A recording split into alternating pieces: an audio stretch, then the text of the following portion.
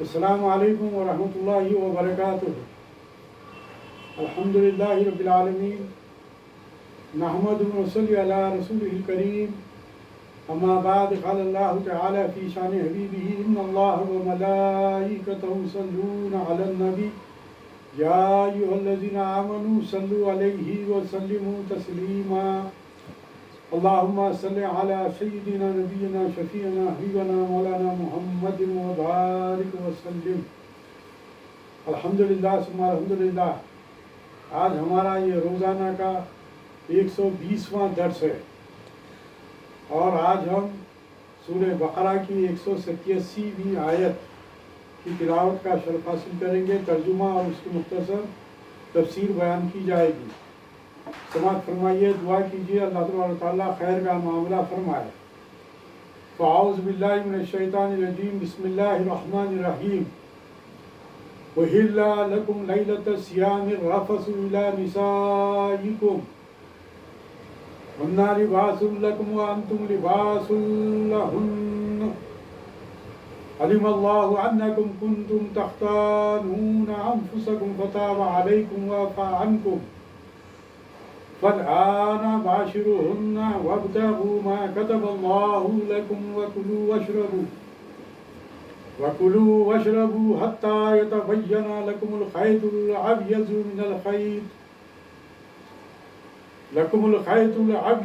مِنَ الْخَيْطِ الْأَسْوَدِ مِنَ الْفَجْرِ ثُمَّ أَتِمُّوا الصِّيَامَ إِلَى اللَّيْلِ وَلَا تُبَاشِرُوهُنَّ وَأَنْتُمْ عَاكِفُونَ فِي الْمَسَاجِدِ تِلْكَ حُدُودُ اللَّهِ فَلَا تَقْرَبُوهَا كَذَلِكَ يُبَيِّنُ اللَّهُ آيَاتِهِ لِلنَّاسِ لَعَلَّهُمْ يَتَّقُونَ۔ صدق اللہ العلی العظیم۔ آئیے اس کا ترجمہ سمجھ فرمائیے۔ حلال ہوا تم کو روزے کی رات میں بے حجاب ہونا اپنی عورتوں سے، وہ پوشاک ہیں تمہاری اور تم پوشاک ہو ان کی۔ اللہ کو معلوم ہے کہ تم خیانت کرتے تھے اپنی جانوں سے، سو معاف کیا تم کو اور درگزر کی تم سے۔ پھر ملو اپنی عورتوں سے اور طلب کرو اس کو جو لکھ دیا ہے اللہ نے تمہارے لیے، اور کھاؤ اور پیو جب تک کہ صاف نظر آئے تم کو دھاری صبح کی جدا دھاری سیاہ سے۔ پھر پورا کرو روزے کو رات تک، اور نہ ملو عورتوں سے جب تک کہ تم اعتکاف کرو مسجدوں میں۔ یہ حدیں باندھی ہوئی ہیں اللہ کی، سو ان کے نزدیک نہ جاؤ۔ اسی طرح بیان فرماتا ہے اللہ اپنی آیتیں لوگوں کو واسطے تاکہ وہ بچتے رہیں۔ اُحِلَّ لَكُمْ کے لفظ سے معلوم ہوا کہ جو چیز اس آیت کے ذریعے حلال کی گئی ہے وہ اس سے پہلے حرام تھی۔ صحیح بخاری وغیرہ میں بروایت برا بن عازب رضی اللہ تعالیٰ عنہ مذکور ہے کہ ابتدا میں جب رمضان کے روزے فرض کیے گئے تو افطار کے بعد کھانے پینے اور بیویوں کے ساتھ اختلاط کی صرف اس وقت تک اجازت تھی جب تک سو نہ جائے۔ سو جانے کے بعد یہ سب چیزیں حرام ہو جاتی تھیں۔ بعض صحابہ کرام کو اس میں مشکلات پیش آئی، جیسا کہ گزشتہ آیت میں بھی اس بات کی طرف توجہ دلائی گئی کہ حضرت سرما انصاری رضی اللہ تعالیٰ عنہ جب دن بھر محنت کر شام کو گھر آئے، لیکن جب کھانے کا وقت تھا تو جب کھانے کے لیے کچھ بھی نہیں تھا تو آپ اس وقت جو ہے سو بولے کہ بھائی کھانے کے لیے کچھ لاؤ، تو بیوی نے ان کے انتظام کرے تک آپ لیٹے تو آپ کو نیند لگ گئی۔ تو جس طرح یہودیوں میں یہ امر تھا کہ اگر نیند لگ جائے تو پھر وہاں سے روزہ کنٹینیو ہو جاتا تھا، تو اسی طریقے سے آپ جو ہے جب سو گئے، جب اٹھنے کے بعد کھانے کا پیش کیا گیا تو وہ لازمی بات ہے کہ کھانے کا حکم نہیں تھا اس وقت، تو اس کے بعد جو ہے دوسرے دن آپ اسی طریقے سے روزہ رکھے تو دن میں آپ گر کر بے ہوش ہو گئے، اور یہ کیفیت سرکار دو عالم صلی اللہ علیہ وسلم کے سامنے بیان کی گئی۔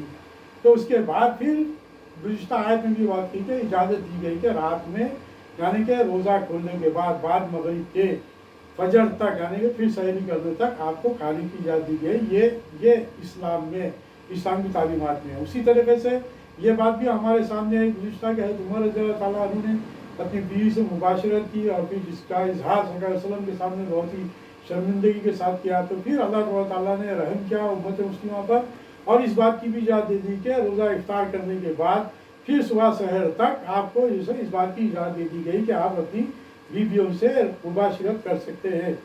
یہی باتیں ان آیات میں بیان کی گئی ہے۔ آئیے ہم مختصر آیات کو ہم تشریح کرتے ہوئے اس آیت کی تکمیل کریں گے تاکہ الفاظ کے ساتھ سارے معنی ہمارے سامنے واضح ہو کر سامنے آ جائیں۔ جیسا کہ ابتدا میں اس آیت میں کہا گیا کہ وَكُلُوا وَاشْرَبُوا حَتَّى يَتَبَيَّنَ لَكُمُ الْخَيْطُ الْأَبْيَضُ مِنَ الْخَيْطِ الْأَسْوَدِ مِنَ الْفَجْرِ ثُمَّ أَتِمُّوا الصِّيَامَ إِلَى اللَّيْلِ۔ اس آیت کے حصے میں جو بات سامنے ہے ہمارے، ایک تو یہ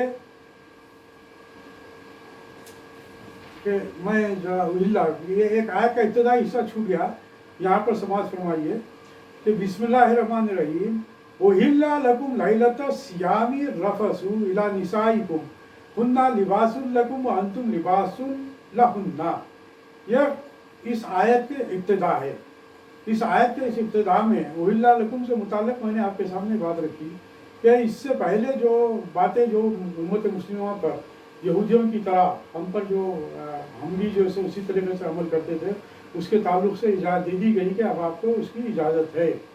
اب یہاں پر دیکھیے آپ کے جو لفظ آیا ہے لیلۃ الصیام رفث، اور رفث کے معنی یہ ہے کہ بے حجاب ہونا۔ رفث کے لفظی معنی ہے ایسا کلام جو جنسی جذبے اور نفسانی خواہشات کو اکسائے۔ یہاں مراد خود خواہشات کو پورا کرنا ہے۔ آپ جانتے ہیں کہ الحمدللہ اسلامی شریعت کے احکام آہستہ آہستہ نازل ہوئے ہیں۔ اہل کتاب یہود کی طرح مسلمان بھی روزوں کے ایام میں رات کے وقت سونے کے بعد بیویوں سے صحبت سے باز رہتے تھے۔ اس آیت کے ذریعے اس میں نرمی کی گئی اور رات کے وقت مباشرت کی اجازت دے دی گئی، جس کے تعلق سے ابھی میں نے آپ کے سامنے بات رکھی۔ اس سے ظاہر ہے کہ اسلام جذبات اور خواہشات کو سرے سے مٹانا نہیں چاہتا، بلکہ تمام کام اللہ اپنے احکام اور اپنی مرضی کے مطابق ڈھالنا چاہتا ہے۔ جب اللہ تعالیٰ چاہے تو کوئی کام کرو اور جب وہ منع فرمائے تو اس سے رک جاؤ۔ یہ اصل ایمان کی حقیقت ہے کہ جہاں پر اللہ تعالیٰ نے جس بات کا حکم دے دیا اور جس بات کو کرنے کا حکم دیا تو اس پر ہم عمل پیرا ہو جانا چاہیے، اس کو کرنا چاہیے، اس میں تکلف نہیں برتنی چاہیے۔ اور اس سے ہٹ کر جہاں پر منع کر دیا گیا، جہاں پر روک دیا گیا تو اس کے اوپر جو ہے ہم فوری طور پر عمل کریں اور اس سے رک جائے۔ یہ ایمان کا تقاضا ہے، چونکہ ہماری مصلحت اور بہتری وہی سمجھتا ہے، کیونکہ وہ رب العالمین ہے، وہ انسانوں کو پیدا کیا، ہر چیز کو اللہ تعالیٰ نے پیدا کیا ہے، تو وہ واقف ہے ہماری فطرت سے۔ تو اسلام کیا ہے؟ عین فطرت ہے۔ اسلام کیا ہے؟ عین فطرت ہے۔ فطرت کے مطابق اللہ تعالیٰ نے اسلام کے احکام کو نافذ فرمایا۔ اس طریقے سے وہ ہمارے تمام چیزوں سے واقف ہے، کیا بہتر ہے اور کیا بہتر نہیں ہے، اور کس بات پر ہم عمل کر سکتے ہیں، کس بات پر ہم عمل نہیں کر سکتے، اس پر بھی وہ اللہ تعالیٰ پوری طریقے سے واقف ہے۔ اس طرح اللہ تعالیٰ نے احکام ہمارے پر نازل فرمایا تاکہ ہم آسانی کے ساتھ اس کے احکام پر عمل پیرا بھی ہو جائیں۔ اس طریقے سے اللہ تعالیٰ کی اور رسول اللہ صلی اللہ علیہ وسلم کی اطاعت اور اتباع بھی ہم کرنے والے بن جائے۔ ہمیں نفع و نقصان کا کچھ پتہ نہیں ہے، یعنی کہ ہم نہیں جانتے کہ کس میں کیا نفع ہے، کس میں کیا نقصان ہے، لہٰذا ہمارا فریضہ یہ ہے کہ ہم اللہ تعالیٰ پر توکل کریں اور اس کے احکام پر اپنے سروں کو جھکا دیں۔ روزوں کے علاوہ میاں بیوی پر دن رات کی کوئی پابندی نہیں ہے، لیکن روزے میں دن کے وقت منع فرما دیا۔ اگر کوئی اس حکم کی خلاف ورزی کرے تو اس کی سزا یہ ہے کہ مسلسل 60 روزے رکھے۔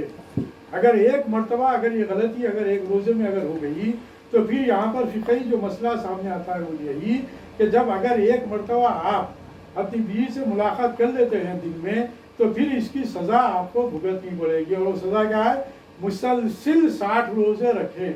مسلسل یہاں پر جو لفظ استعمال کیا ہے مسلسل 60 روزے رکھیں گے، یعنی کہ پھر بیچ میں کسی قسم کا بھی ایسا کوئی روزہ نہ چھوٹنے پائے اور نہ کوئی احکام کی خلاف ورزی ہو۔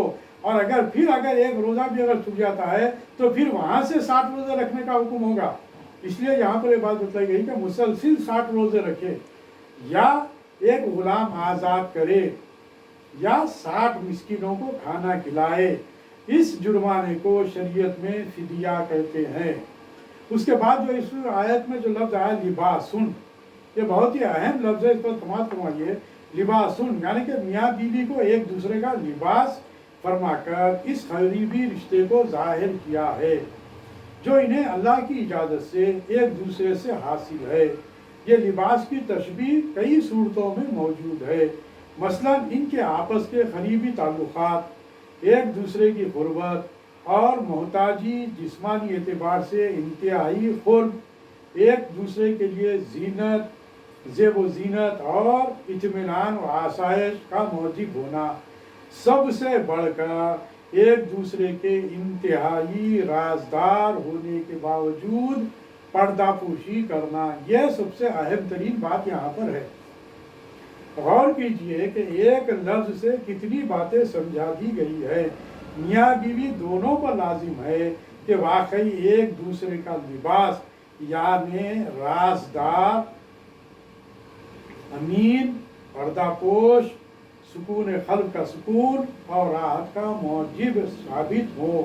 یعنی کہ پردے سے مراد یہ ہے کہ میاں بیوی، یعنی کہ اس کی وضاحت اس طریقے سے علماء کرام نے کی ہے کہ اگرچہ کسی قسم کی کوئی کمزوری اگر شوہر میں ہے تو بیوی کا کام ہے کہ اس کی پردہ پوشی کرے، اور بیوی میں اگر کسی قسم کی ایک خامی ہے یا کمی ہے تو شوہر کا کام ہے کہ اس کی پردہ پوشی کرے۔ اور پھر اس کے علاوہ جو بھی زندگی کے جو معاملات ہیں اس میں جو قسم کی بھی اگر کمی بیشی اگر گھر میں ہوتی ہے عورت کی طرف سے یا مرد کی طرف سے تو وہ ایک دوسرے کے رازدار ہیں، اس کو تشخص باب نہ کرے، لوگوں کے سامنے شکایتیں کرتے نہ پھرے۔ نہ عورت کا کام ہے کہ گھریلو اپنی باتیں دوسروں کے سامنے ظاہر کرے، نہ مرد کا کام ہے کہ گھریلو باتیں غیر لوگوں کے سامنے بیان کریں۔ اسی طریقے سے تمام احکام کو اللہ تعالیٰ نے ایک لباس کے لفظ میں بہت سی باتوں کو پوشیدہ کر دیا کہ میاں اور بیوی ایک دوسرے کے لیے لباس ہیں، وہ ایک دوسرے کا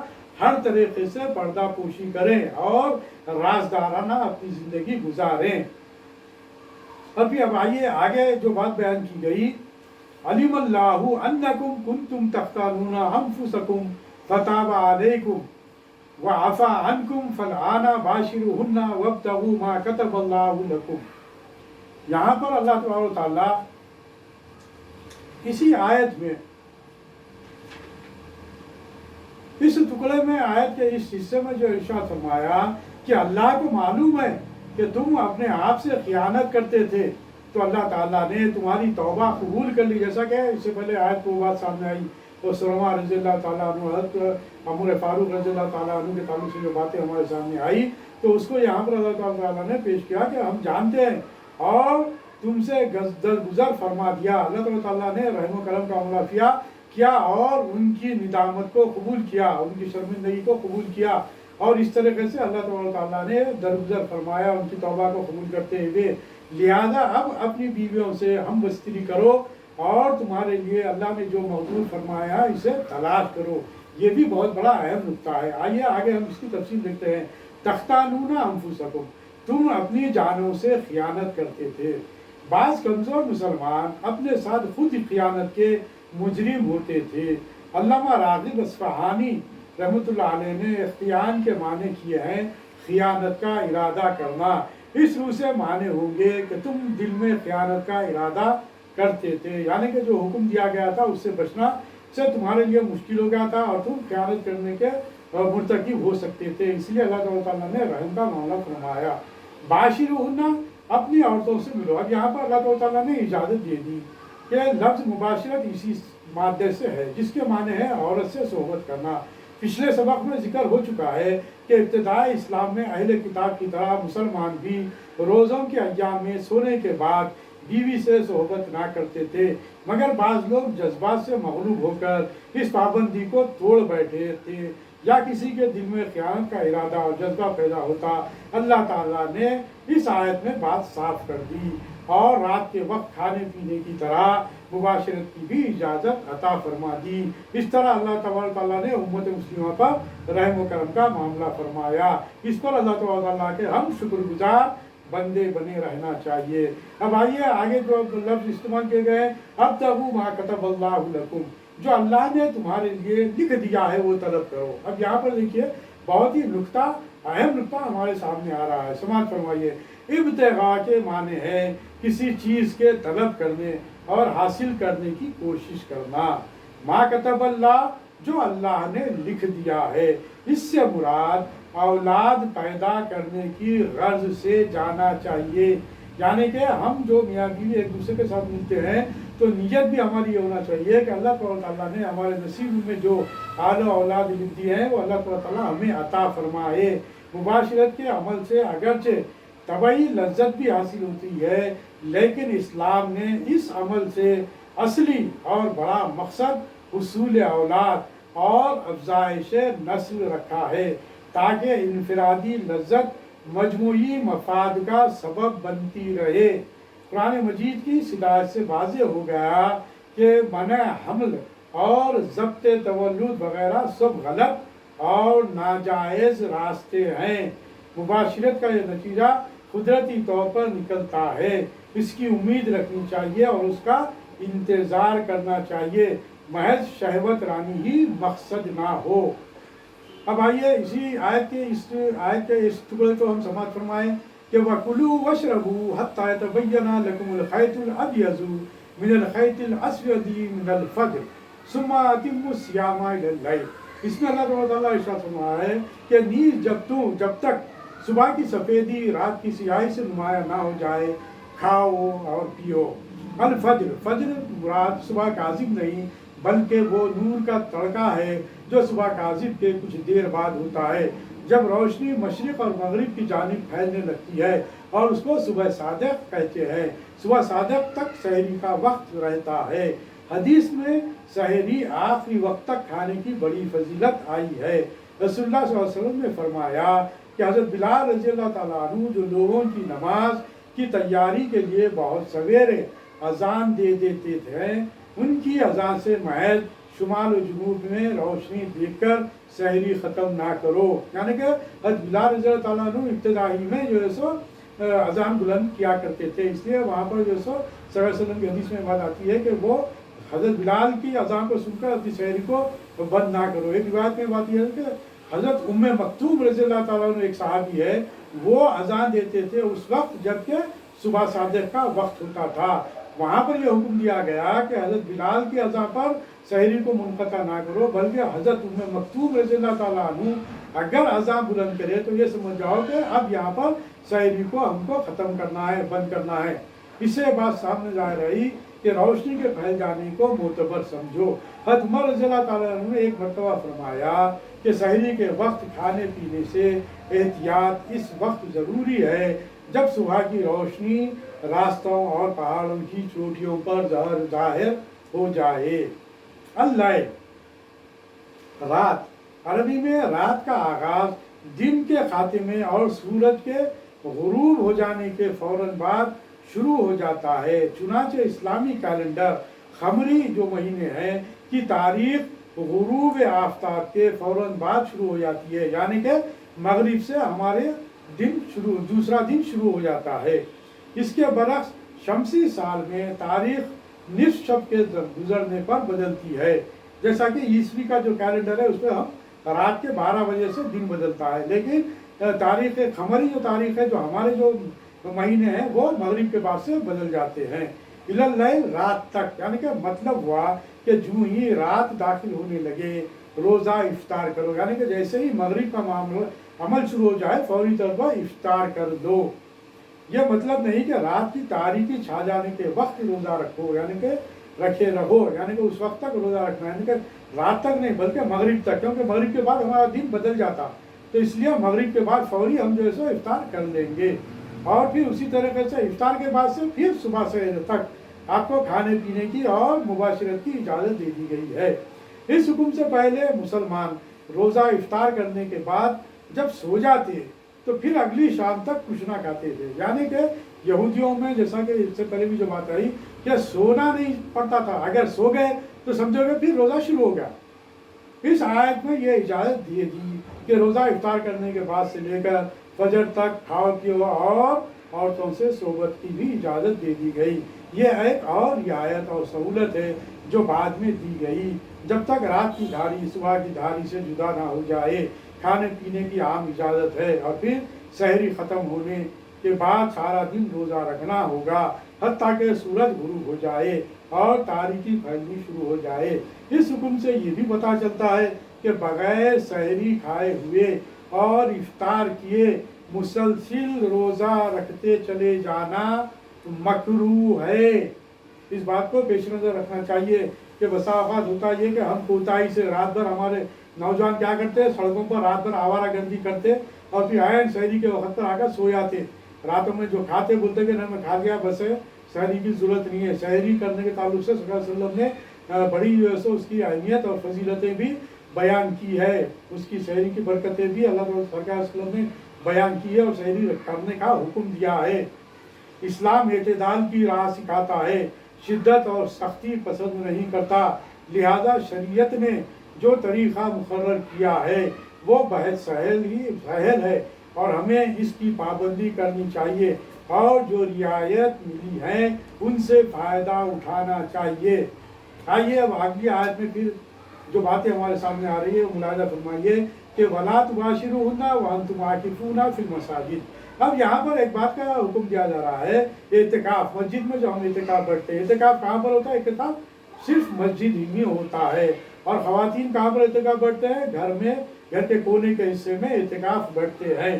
اور اعتکاف کا مسئلہ یہ ہے کہ اعتکاف میں جب ہم بیٹھ جائیں گے تو پھر اس کے بعد پھر ہم کو جو ہے سو تمام اعتکاف کے جو شرائط ہے اس کو پورا کرنا پڑے گا۔ وہ شرائط کیا ہے وہ یہاں پر بیان کیے جا رہے ہیں۔ وَلَا تُبَاشِرُوهُنَّ وَأَنْتُمْ عَاكِفُونَ فِي الْمَسَاجِدِ۔ ہاں، جب تم مسجد میں معتکف رہو تو بیوی سے صحبت نہ کرنا۔ لا تباشروہن، عورتوں سے نہ ملو، لا تباشروہن یعنی کہ عورتوں سے نہ ملو۔ یہاں لفظ مباشرت اپنے وسیع معنوں میں استعمال ہوا، یعنی صحبت کے علاوہ بوس و کنار بھی کرنا منع کیا گیا ہے۔ عاکفون اعتکاف کرنا سے ہے، جس کے لفظی معنی ہیں اپنے کو کسی شے سے روک کر رکھنا یا اسے اپنے آپ پر لازم کر لینا۔ اصطلاح میں اس سے مراد مسجد میں بیٹھ کر اپنے آپ کو عبادت کے لیے وقف کر لینا ہے۔ روزوں کے سلسلے میں ایک اور حکم یہ دیا گیا کہ جب تم اعتکاف کر رہے ہو تو عورتوں کے پاس مت جاؤ۔ اعتکاف کے بارے میں جب چند مزید ضروری احکام ہم بیان کرتے ہیں، یہاں پر سماعت فرمائیے۔ اعتکاف کرنے والے پر لازم ہے کہ وہ اس زمانے میں ہر وقت مسجد میں رہے، وہیں کھائے پیے اور سوئے جاگے، صرف بدنی اور شرعی ضرورتوں کے لیے ہی مسجد سے باہر نکلا جا سکتا ہے۔ اعتکاف کے لیے مدت کم سے کم 1 دن ہے اور زیادہ سے زیادہ کی کوئی حد نہیں۔ فی المساجد کے لفظ سے ظاہر ہوتا ہے کہ اعتکاف ہمیشہ مسجد ہی میں ہونا چاہیے۔ البتہ عورتوں کا اعتکاف مسجد کی بجائے گھر کے کسی گوشے میں ہو سکتا ہے۔ اعتکاف کے دوران گفتگو جائز ہے، لیکن غیر ضروری گفتگو سے منع کیا گیا ہے، بشرطے کہ مسجد کے احترام اور اعتکاف کے آداب کے خلاف نہ ہو۔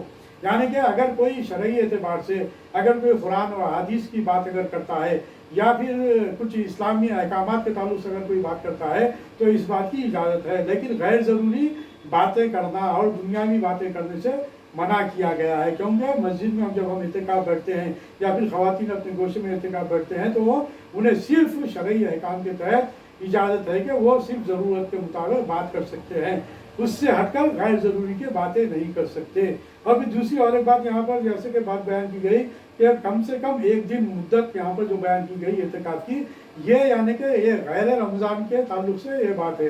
लेकिन रमज़ान में सरकार दो आलम सल्लल्लाहु अलैहि वसल्लम की सुन्नत ये रही है कि आपने तमाम रमज़ान में जो 9 रमज़ान आपको जो मिले हैं, तमाम 9 रमज़ान में सरकार दो आलम सल्लल्लाहु अलैहि वसल्लम ने आखिरी अशरे में यानी कि 10 रोज़े आपने रखे हैं, यानी कि सुन्नत मौक़ूदा जो है वो 10 रोज़े हैं।